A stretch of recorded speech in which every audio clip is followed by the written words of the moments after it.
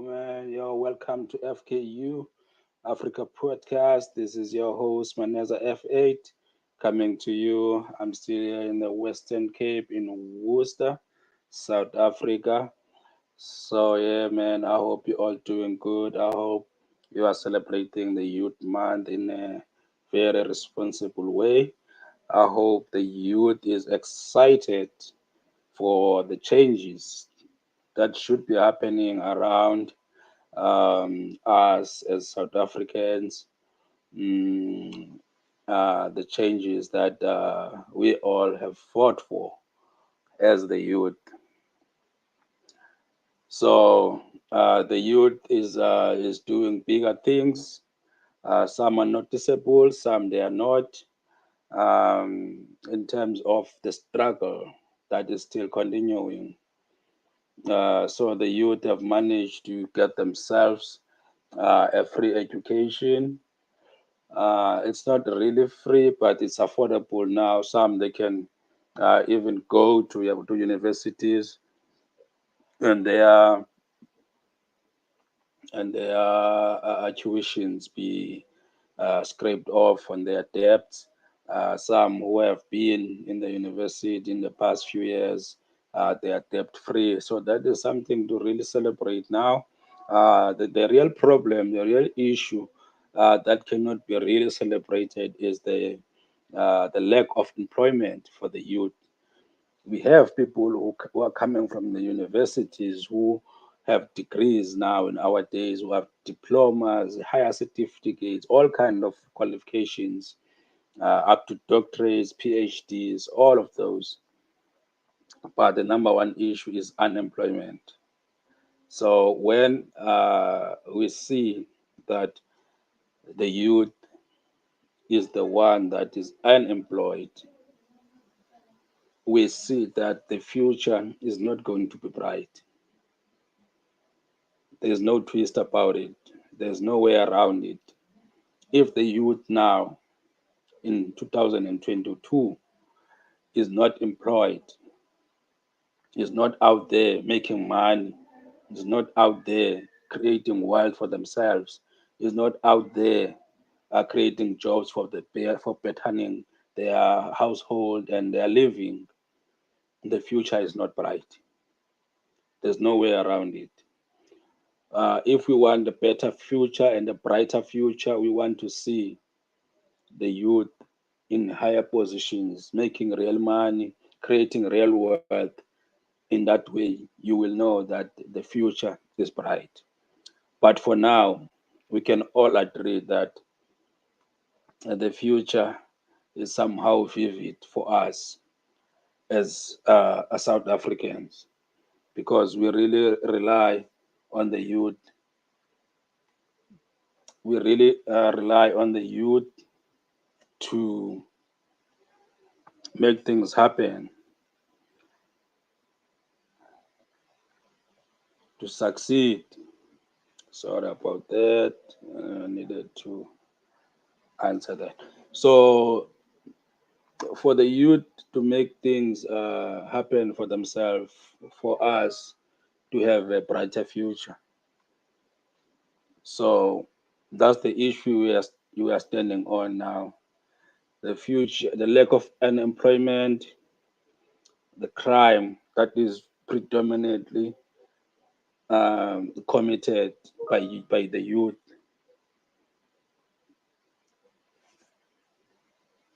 Everywhere we are in South Africa,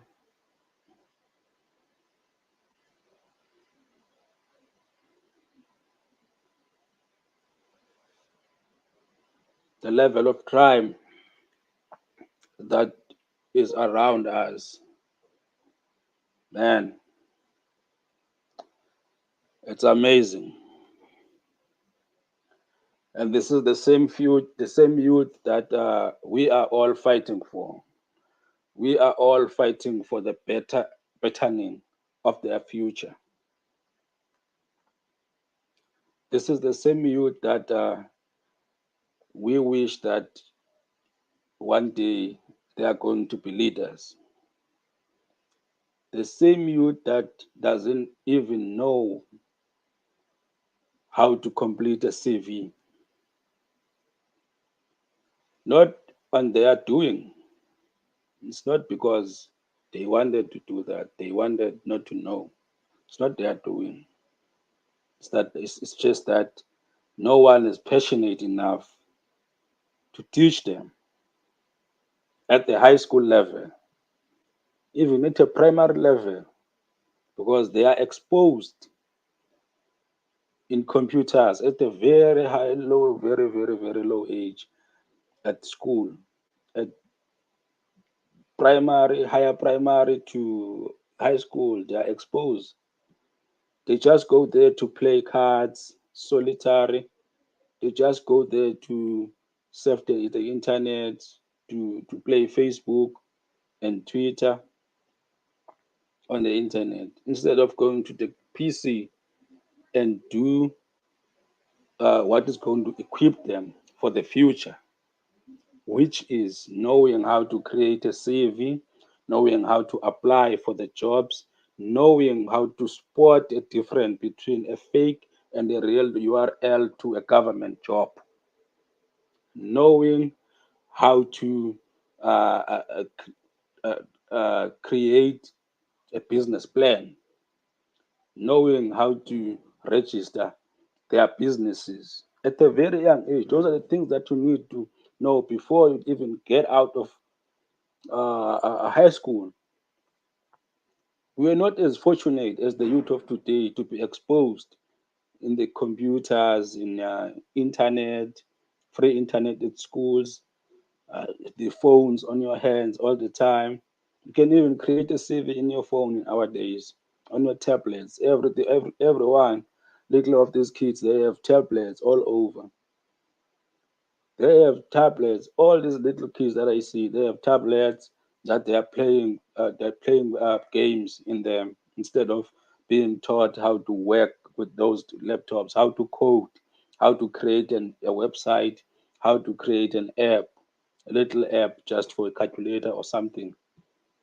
We had to learn these things the hard way at our very old age. We were very old when we had to learn those things, but for them, they have all the time in the world to learn how to do standard things, basic things that they will help them to succeed in life, if you're not even being a millionaire or whatsoever, just to succeed, just to make ends meet,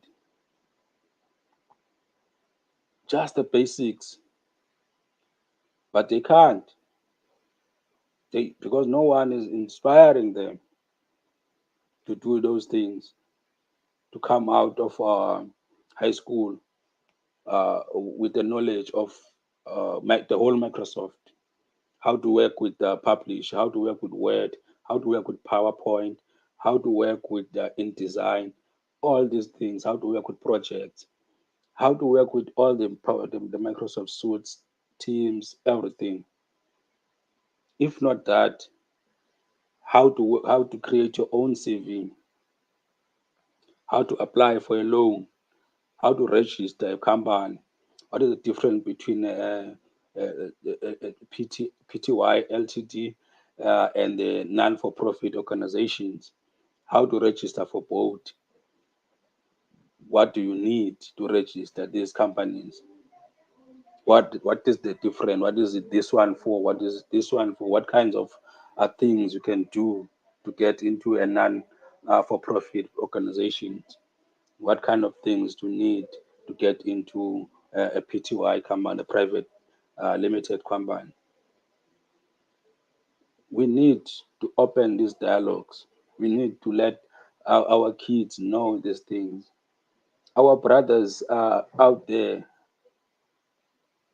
having passed standard 10, which is grade 12, having went to college, having went to universities with degrees, and you find out when we are reading a CV of someone with a degree and we are hiring this person, and the first thing you see that the spelling is wrong, while they spell checks on these on these apps that you use to create CVs, your Word, your if you are using a Mac, the Word for Mac, or whatever you are using. There's spell checks everywhere. You can even install Grammarly in your computer to correct the spelling, even the grammar, even the wording. You see, and even some of the things that are required in the CV are not there. There's no references. Even if there's references, there's no contact details for the references. There's no list of previous employers. If there is the list of previous employers, there's no duties that would show that you really qualify for this duty, that are relevant for this duty you are being hired for. Those things are not there. And those people are taught in the university. They have access to the computers the whole 3 years or 4 years in the university, but they're coming out not even knowing how to type, really type in the standard speed of typing. You cannot be nursing the feelings and saying that people, uh, not everyone can work with the laptop, and not everyone can work with the PC. They have to. We are in that stage now where everyone have to understand and work with the computer. And everyone need to understand how everything works around the computer, because everything now in our days is made for it to work with the computers. Even with your money, the banks are being now operated in your hands, in your apps, or in your computers. So if you don't know what's going on with your computers or with the apps in the phones, you are more likely to be taken for granted, or to your money to be stolen, or to be a victim of theft, scammers, people who are doing phishing that will give you that will send you an email, and you will just click the link and then your money will be stolen. So yes, we are celebrating the June 16th. This is the Youth Day. What I don't like about the youth of today is when they are dressing up with school uniforms. They are in school uniforms, dressed up, celebrating the Youth Day. That is symbolic to what had have happened during the times of the Soweto uprising in 1976. Yes, we all know.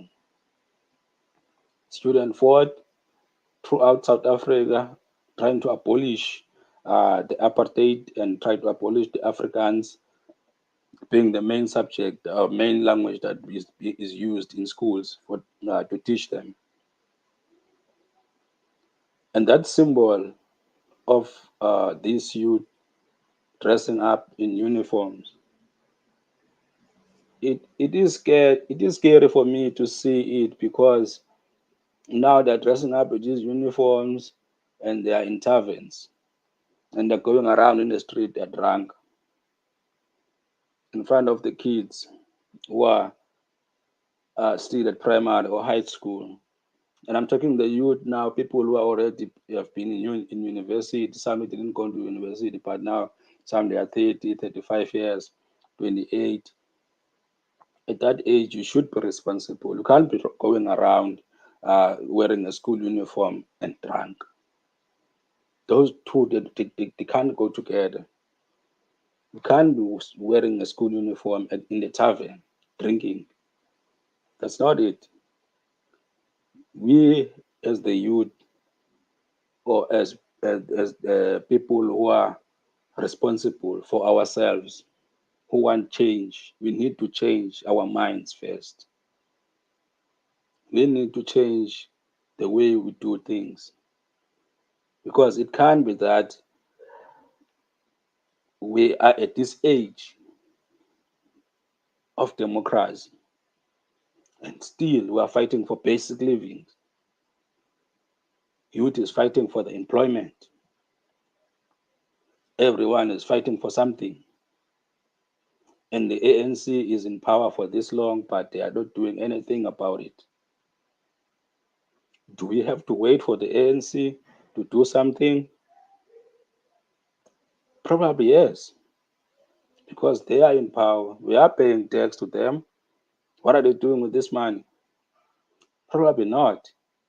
We are citizens.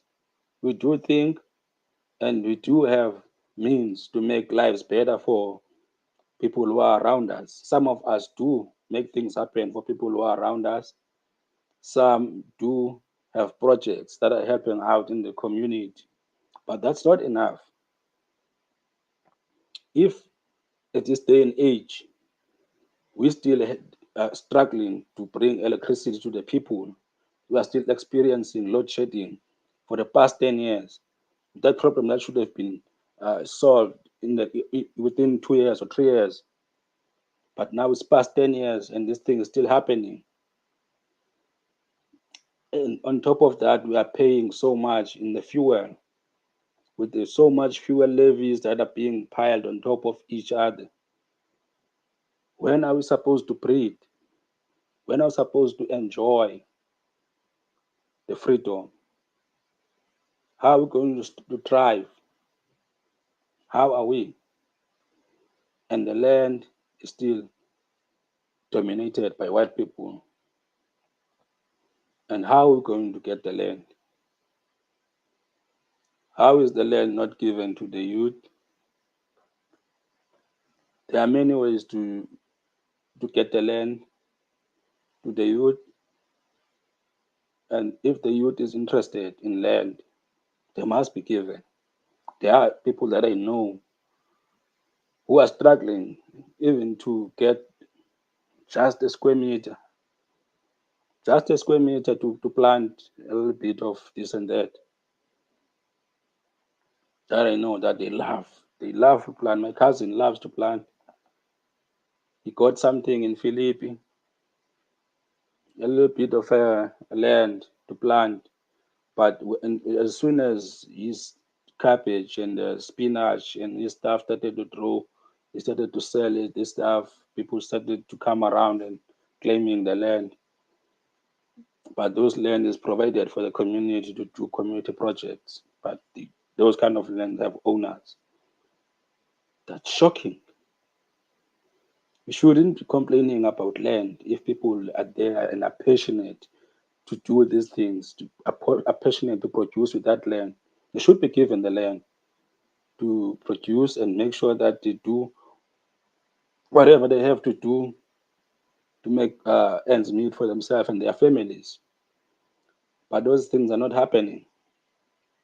And we're going to go around and cry and say that uh, the government or the youth is lazy, the crime is skyrocketing, uh, teenage pregnancy, this and this.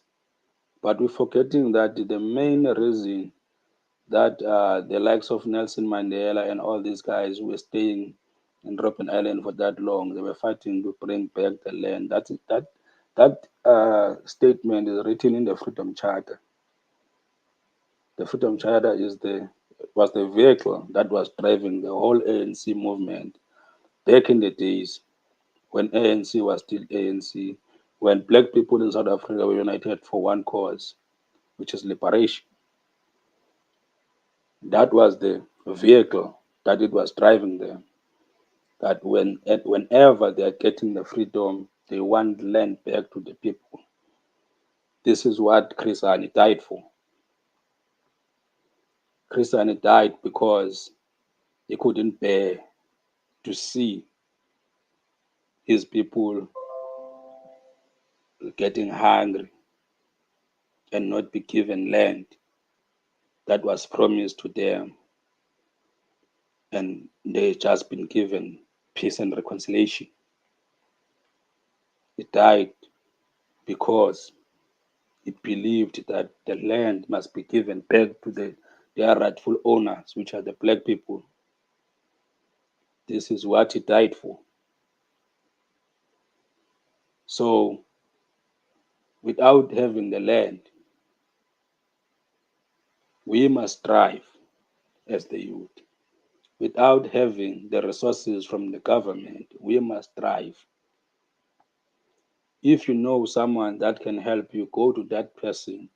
If you want to create your own CV so you can get a job, go to the person that knows how to create a CV and create a CV for you. If you want money to start your own business, go to someone that have a business to help you apply for the money in government. Government have that kind of money for you to apply. There are too many youth programs that are there with money for you to apply to use for your business. So the try by all means to make things happen. It's not easy, it's not going to be easy, but it's worth it. It's worth a try. There are many options even online for you as a youth to live. There are investments that you can join, legit investments. Cryptocurrency is there. Sometimes it's low, sometimes it's high. People are having a time of their life with that. You can ask brothers from Nigeria, brothers from Ghana, brothers from even Kenya. They understand how to maneuver these cryptocurrencies, when to sell NFTs, all these things. You cannot only look at the land. We have in front of us now the technology. You can use technology to equip yourself and find other ways to make money. This is YouTube. You can make money out of YouTube. You can make money out of Facebook. You can make money out of TikTok. You just need to be creative. Find ways to make money. Don't wait for the government. There are many ways you can make money as a youth of South Africa. Happy Youth Day. Fikiria kwa undani ndugu.